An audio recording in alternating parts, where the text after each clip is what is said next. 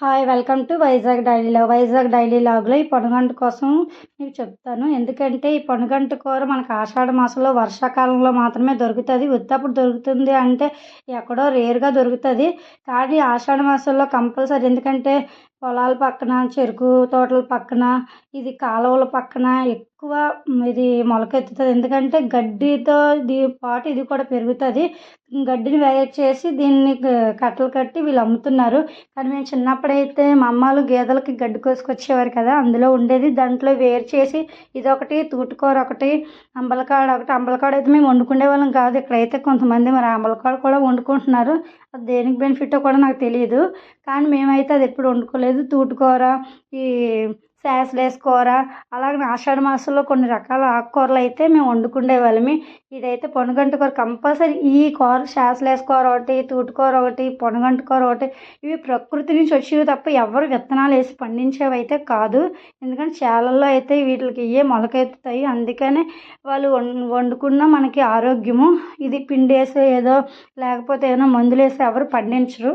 ఇది ప్రకృతి నుంచి మనకు వస్తుంది కాబట్టి మనకు చాలా ఆరోగ్యం మంచిది. కంటికి అయితే చాలా చాలా మంచిది. ఎందుకంటే మా చిన్నోడి కంటికి దెబ్బ తగిలినప్పుడు అయితే నేను 3 months రోజు తప్పి రోజు ఈ కూర వండాను. చాలా నేను అందులో రిజల్ట్ చూశాను. కానీ ఇది తెచ్చినప్పుడు వాళ్ళు ఎలా తెస్తారో మీకు తెలియదు కాబట్టి, అది ఎక్కడ పండుతుందో మీకు తెలియదు కాబట్టి, మేమైతే కళ్ళారా చూసేవాళ్ళము చిన్నప్పుడు. అందుకనే నేను ప్రతి కొమ్మని కూడా పట్టుకొని అక్కడ ఏమైనా పురుగులు ఉన్నా శుభ్రంగా, ఒకవేళ ఇది నీట్గా ఉన్నా సరే చాలా 2-3 సార్లు ఎక్కువగా కడుక్కోండి ఈ కూరలని. ఎందుకంటే అక్కడ ఎలాంటి వాతావరణంలోంచి ఎక్కడ స్థలాల నుంచి తెచ్చారో మనకు తెలియదు కాబట్టి, ఇలాంటి కూరలు మాత్రం కంపల్సరీ చాలా చక్కగా కడుక్కొని తింటేనే మనకు ఆరోగ్యము. చక్కగా వండుకోండి. కంగారు పడి ఇష్టం వచ్చినట్టు ఎలా పడితే అలా వండుకుంటే దీనివల్ల మనకి అనారోగ్యం కూడా వచ్చే పరిస్థితులు ఉంటాయి. ఎందుకంటే అక్కడ పెరిగే పరిసరాలు ఎలాగ ఉన్నాయంటే మనకు తెలియదు. ఎలాంటి పరిసరాలు ఈ కూర పెరుగుతుంది అంటే బురదల పక్కనే, పొలాల పక్కనే, తోటల పక్కన అక్కడక్కడ చాలా దట్టిలుగా ఉంటాయి. కానీ ఎవరమ్మినా అది కడిగి తీసుకొచ్చి మనకు అమ్మేస్తారు. కానీ మనమైతే నీట్గా చేసుకొని దాన్ని మనం వండుకొని తింటేనే మనకు ఆరోగ్యము.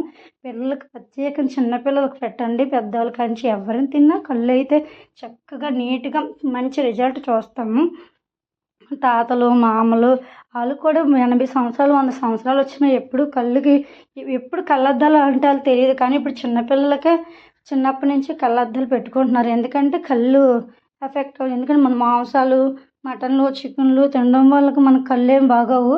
ఆకుకూరలు అయితే బెనిఫిట్ మనకి. అందుకే ప్రతి వారానికిలో 2 సార్లు ఆకుకూరలు తినాలి. ఆకుకూరల వల్ల ఎంత ప్రయోజనం అంటే అంత ప్రయోజనం ఉంటాం. Thank you for watching video. Bye.